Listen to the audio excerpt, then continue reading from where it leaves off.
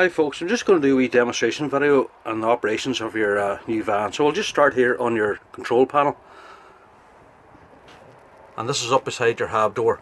So really all you have here, you have your main 12 volt on and off switch. You have your pump switch here for your taps. You can see when you switch that on, you get a green light there over here, and that shows you that the pump's running. Down at the bottom here now you have your main light switch that brings all the lights on and off inside the van, and this is just for your awning light outside. So then moving over to this side here, we have our level indicators. The first one is the charge in your leisure battery. Now if I hold it in there, you can see it's going up the full way because at the moment the van's plugged in. So when you're plugged in, it should be going up the full way, showing you that it's fully charging. And on this side here you have your fresh water level, which is full as well. And this is just an entrance light that lights up a few lights inside the van, as you can see when you come in and out at night time. And that's really your control panel. So moving on to your fridge here, I'll just give you a rundown on the controls here. Your main control knob is this one here, and it's showing you at the moment that it's off and it's facing up the way. And the first setting is your mains, which is 220 volt when you're plugged in. The next one on down then is your 12 volt off the engine, which only works when the van's actually running to keep your fridge cool when you're travelling. And then at the bottom then is your gas setting. Now when you go onto gas, you're going to have to go over here and press in your gas valve and press your igniter, and that'll light your fridge. And if you go over this side here, then you'll see the red line going up into the green, which showing you that the fridge is actually lighting on gas. Now I've still my fingers actually on the buttons over here, so when I let these go, that should stay in the green and show you that the fridge is lit. So that's your indicator that the fridge is lit when it's on gas. Now to open the door, you have a push button here and the door opens. And there's a wee attachment they have on the light switch here that you can push in and out here. And what that does, it allows you to vent the door when you're not using the fridge. So you can close the door and you can see there's a gap here at the side, and that'll let fresh air into the fridge when you're not using it. So that's what that wee boy there does, and you push that back in again. Now the fridge itself has got a freezer compartment, and then you have your fridge at the bottom. But on this fridge here, you can actually remove this whole section here and make it into a full-size fridge. So it shows you here in this sticker here how to do it. So that just lifts off and you can just pop it back in again.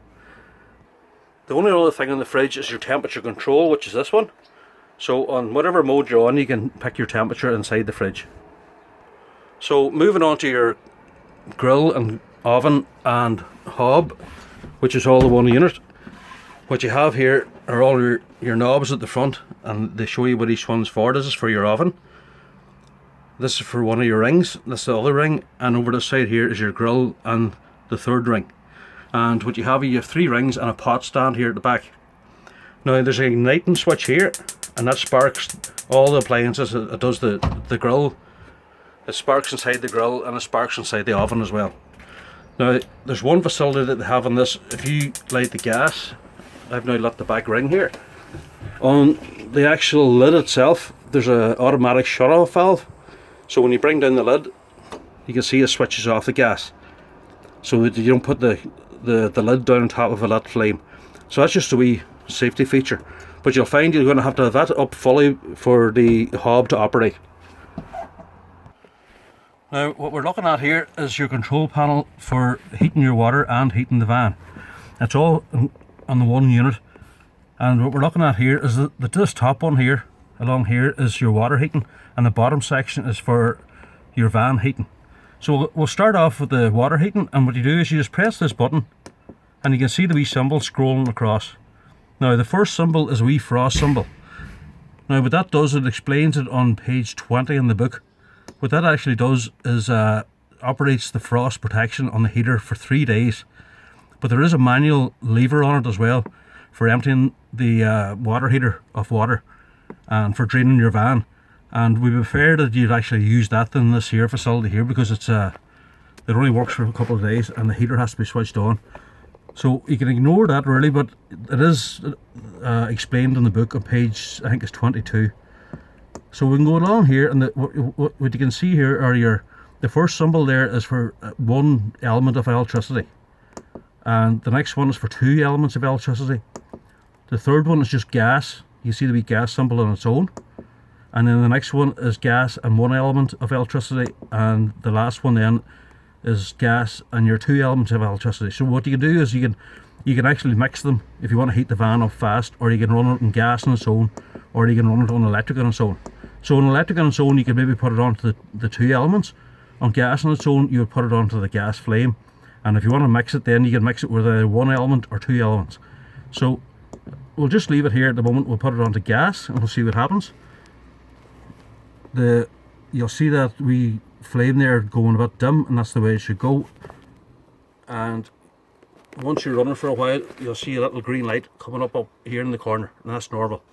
Now to switch that off, if we just scroll across here again until it goes completely black.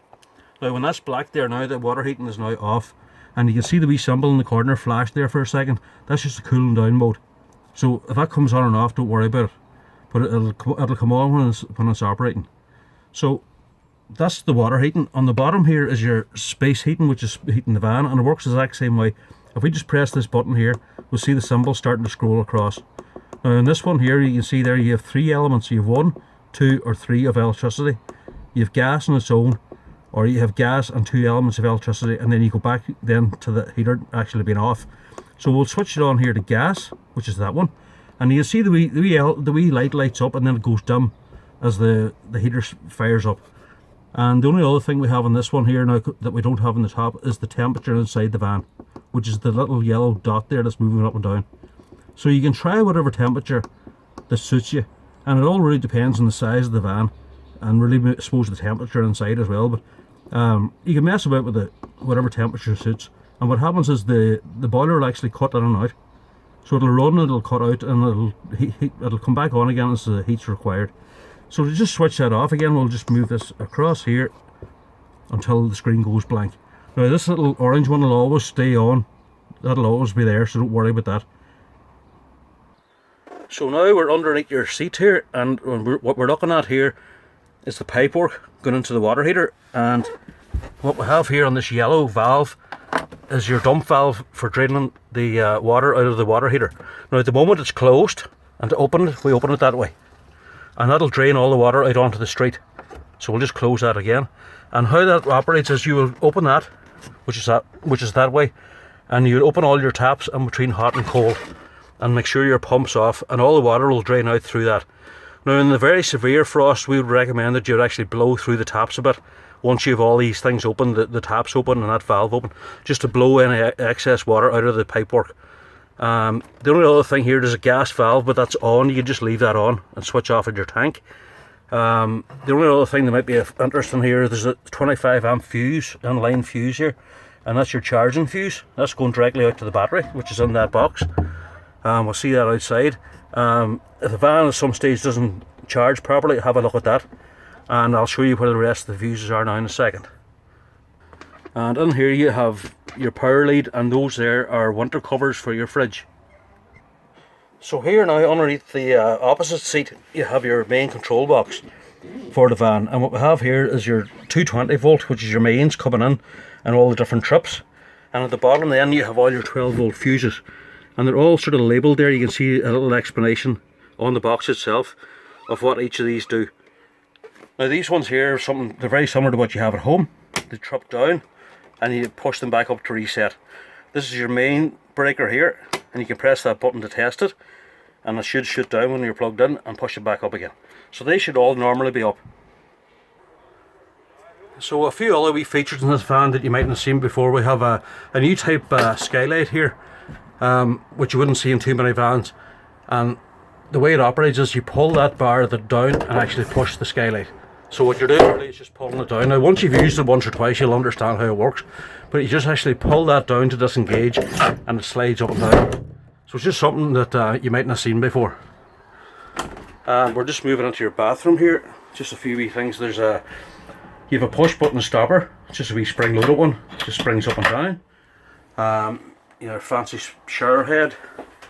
The Tetford toilet here with the flush here in the corner, or in the middle, sorry, and you'll have a little red indicator coming on here telling you when the cassette is full and needs changed. So just moving into your cab here, we're just looking at the steering wheel and stuff. You have your reverse camera, which is set as a rear view mirror, and it actually looks far away, so you can see that as soon as you switch on the engine, that always comes on. Down here now you have your aircon, which is just this button here. So when the engine's running, you can switch that on, and the fan needs to be at least on 1 for that to operate, and bring your setting to cold and bring this to recirculation, and that's your aircon. Over here there's a wee thing that maybe some people haven't seen before. It's we have the cruise control with a speed limiter, which this stock does both. Now at the moment you can see it's at 0, which is off. To go on to cruise control, turn it that way and give it one shot up the way, and it'll start cruising. And once you're cruising, you can actually speed the van up or slow it down. Now on the speed limiter, if we go down the way on this, down to this one, we can see now on the dash, if you can see that 55 there, that's your miles per hour. That's what our speed limiter is set at the moment. What that means is the van will not go over 55 mile an hour. You'll just drive normally, and once you get to 55, the van won't go over 55. But if I bring that lever down, I can bring that to 40 for say a 40 mile an hour zone, or even down to 30. Which means if you're in a 30 mile an hour zone, you can set this here and it'll not go over 30. And it saves you looking at the clocks all the time, and you can just keep your eye on the road. Now when you switch that off, it just tells you SLD disconnected, so you just switched it off, and when you switch it back on again, it'll always come back to whatever setting you have it at. So if you had that set at 40 mile an hour all the time, every time you go into the 40 zone, you can clip that down. Or even if you're just for your normal driving, you could set it say at 55 or 60, whatever your normal speed is, and you can drive away and it won't go over the speed. So it's just a handy wee facility, a wee extra to have. And to switch it off, just put it back to 0 again. So just a wee run down the outside of the van. This is your gas locker. Just the normal gas 6 kilogram bottle, and it'll actually take 2. And your wee gas spanners in there, and you just switch off here at the tank. Turn off your knob at the top. Beside this you have your grey water dump valve, which is here just on beside the back wheel here. You just open that, that'll drain all the water from your sinks and your showers. So moving on up here, your diesel fills in here. Your bonnet pull is just inside. You'll have to actually open the door to get at it. It's just here inside the door, your bonnet pull. Your jack and wheel brace is in underneath the passenger seat there in a wee box. Your engine battery actually lives underneath this floor cover in here, if you're ever looking for the engine battery. But you can actually jump start these vans from the engine bay. I'll show you that now in a second. What you have here is a positive terminal that they've left for you. You put the positive of your jump lead on here, and say your negative onto the metal frame here. And there's a wee cover then. You can see the wee cover just for closing it up to keep it safe. And that's how you have a jump start. Inside the engine compartment, you have your window wash.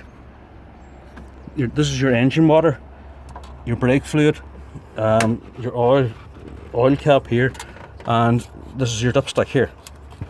So that's really all the stuff you probably need inside here to be looking at. So moving along to the other side, what you have here underneath here, if you're looking at these, ever see these two pipes, this is the exhaust from your heaters. So don't worry if you see smoke or steam coming out of them. You have your leisure battery and your plug-in, and your lead actually will clip into this little slot here, which means you can close the door. And moving along here, we have behind the back wheel on the right hand side, that's your freshwater dump valve. If you want to empty your fresh water, you just open that blue valve there. And around the back here we have our normal cassette, and it's the one with the wheels on it and the extendable handle for you can wheel it. So, and that just clips back in again, and you can see this clip goes down in behind that wee slot, and that's it clipped in. So that's your toilet cassette. And then your water fill here is just in behind this wee cap. Slide this up and down, and your hose goes in here, and that's for your fresh water fill. And just on around here, then the last thing really is your barbecue point. That just slides up, and the wee connection for your barbecue is that little silver boy here. Put that on your hose on your barbecue and just plug it straight in here, and you can switch it on and off here, and that's your gas coming from your gas tank in the van.